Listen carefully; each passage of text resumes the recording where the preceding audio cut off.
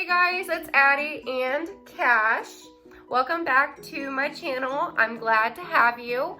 Today's video is going to be an introduction to some plants that I would recommend for beginners.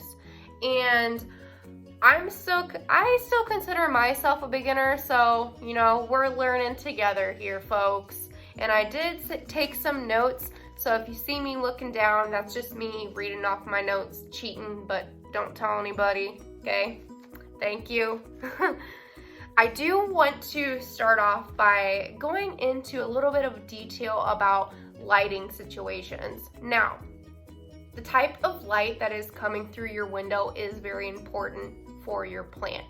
So, say plants that prefer low light are north-facing windows, or even in your bathroom that may have limited light or no light at all. Say if you can't read a book in the room with that type of lighting, that is considered low light. Now, surprisingly, there are some plants that do okay in low light situations. Now, they may not thrive, but they'll survive, and low light plants also do not require a lot of water, because if you overwater them, it'll cause root rot and they could potentially die on you. And bright light is a south or west facing window. I don't know why I'm pointing, I don't even know. This is north. Never eat shredded wheat. Wait, what? Never eat shredded wheat. Ignore me, So bright light are plants that like bright light all day, and those strong rays are hitting down on them all day. And I would consider succulents and cacti plants that thrive in bright light situations. And indirect light are east facing windows, or like the interior of your room. So this fern right here, that is considered a plant that is receiving indirect light, because it's not right up against a window, but it's still receiving those rays throughout the day. And a lot of plants enjoy indirect lighting. Okay, moving on to the plants that I recommend for you. Okay, the first plant that I would recommend for all beginners out there is the good old ZZ plant. This guy has grown a lot since I've had it for the last month. Now, ZZ plants, they're basically like owning a fake plant. You really do not have to give them much attention at all. These guys could thrive in a dark bathroom. Just kidding, they wouldn't thrive, but they would survive in a dark bathroom.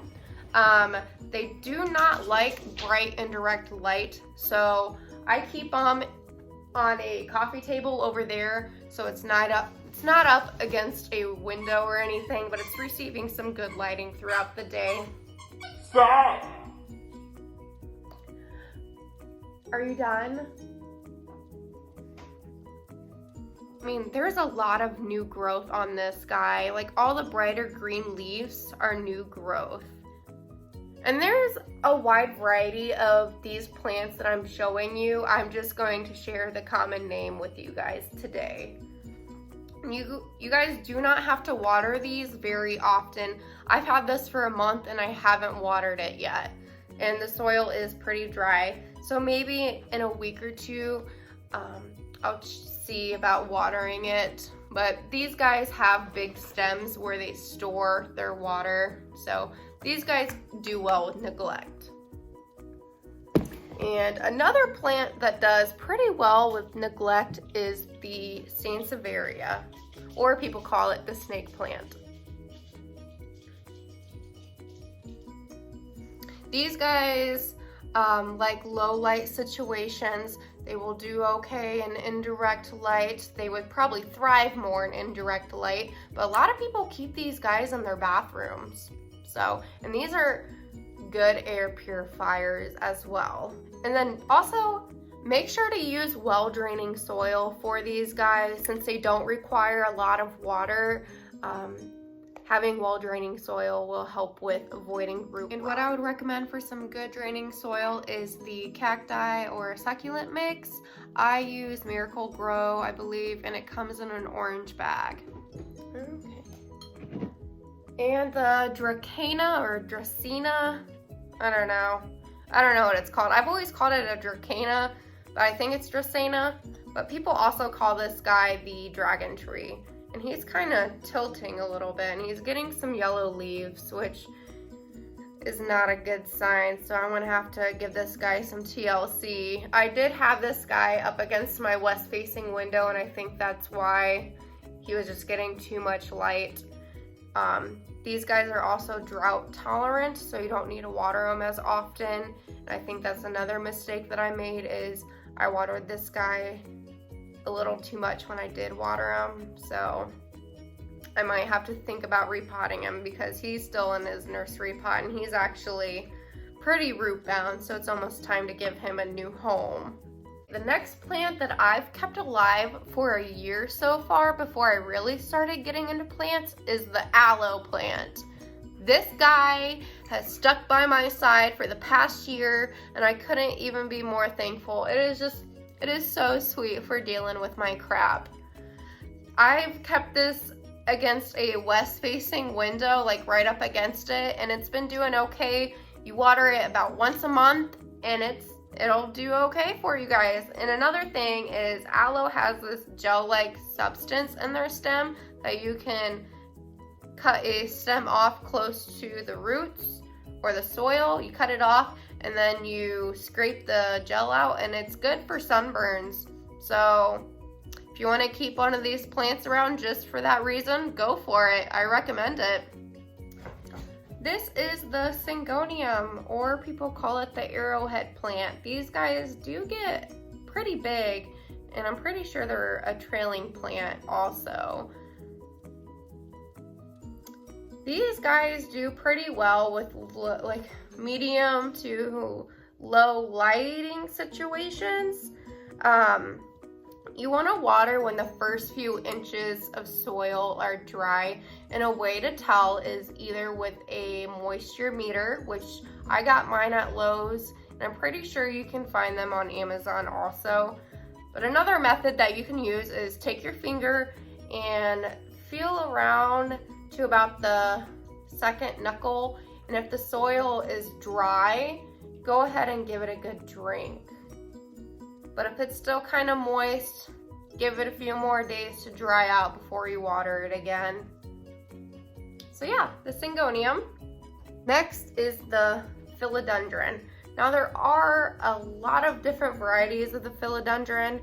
I heard the Philodendron Brazil, which is this one, is a little bit more finicky, but I've had pretty good luck with it so far. These guys will probably thrive better in indirect light. I don't have this guy up against a window, and so far he's doing pretty good.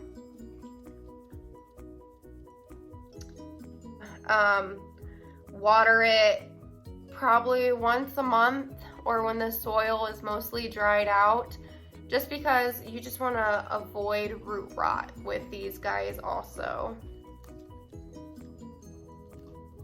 And I love the variegation of these. And to keep the yellow on the leaves in this variegation, you want to keep it closer to a window. But if not, if you don't have it super close to a window or a south-facing window, it's going to start to lose its variegation, which is okay, but people don't prefer to have their plants lose their variegation because that's what gives it its unique look. Up next is the good old Monstera. This one in particular is the Monstera deliciosa. These thrive in bright to medium indirect light, and they also like humidity. So if you have a little spray bottle or even a humidifier, you can spray these once every other day or keep it near a humidifier. And you want to water these when the first few inches of the soil are dry. And I have this guy in a terracotta pot, So he'll probably need more water than usual just because the terracotta pots soak up all the moisture. And I have a stake in it, that way it can kind of grow up it instead of like this guy kind of just hanging out over the edge, reaching out for something. I don't know what it's reaching out for, but yeah, I just used a twisty tie thing off of a bread bag, and it's holding on to a few of the leaves.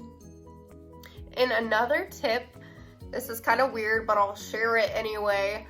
Since I just have a little baby humidifier for the time being, I do like to take my plants that like high humidity into the bathroom with me when I shower. That way they can kind of get a little humidity while I'm, you know, burning my skin in my hot shower. Sorry if that was TMI, but I wanted to share in case anyone else finds it helpful.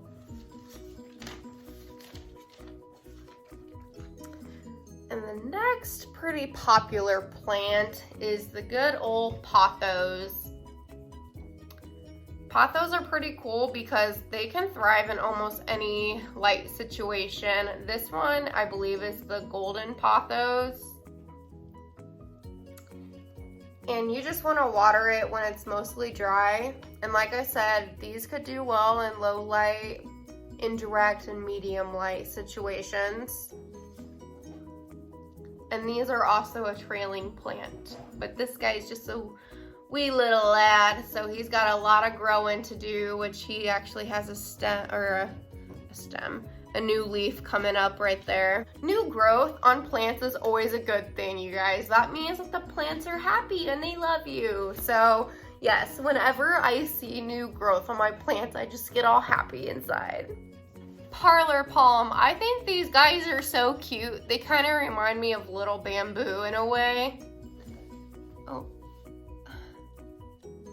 He's chewing on his bone, being a good boy.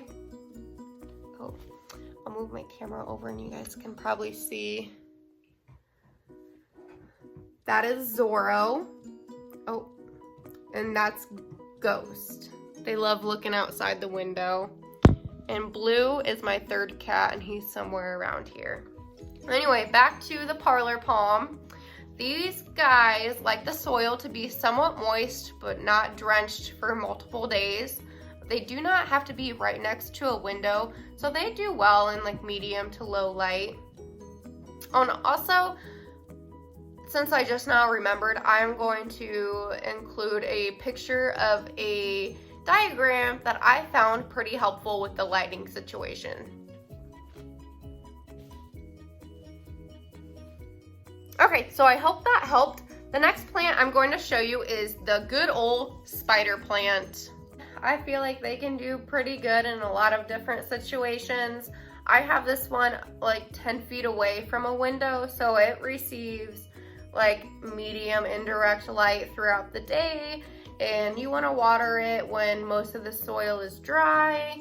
And another cool thing about the spider plant is they produce babies that dangle down, and then you can propagate those and stick them in water so they can produce their root system, and then you can plant them, and then you have a whole new plant for free.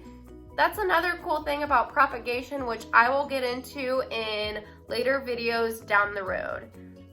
The last plant that I would recommend that I do not have yet, but I've read and heard that these guys basically survive in the dark, is the peace lily. Peace lilies are pretty cool looking, and I do plan on getting one here soon, and they put out these pretty flowers. So, and I would assume since it survives basically in the dark that you do not need to water it as much. Alright, I will go ahead and end my video there. Thank you guys so much for watching. Go ahead and subscribe if you haven't already. Give this video a thumbs up, and of course, if you did not enjoy it, give it a thumbs down. And also, comment down below on any plants that I shared with you guys today that you are now going to go on the hunt for. Alright, see you guys later and be safe.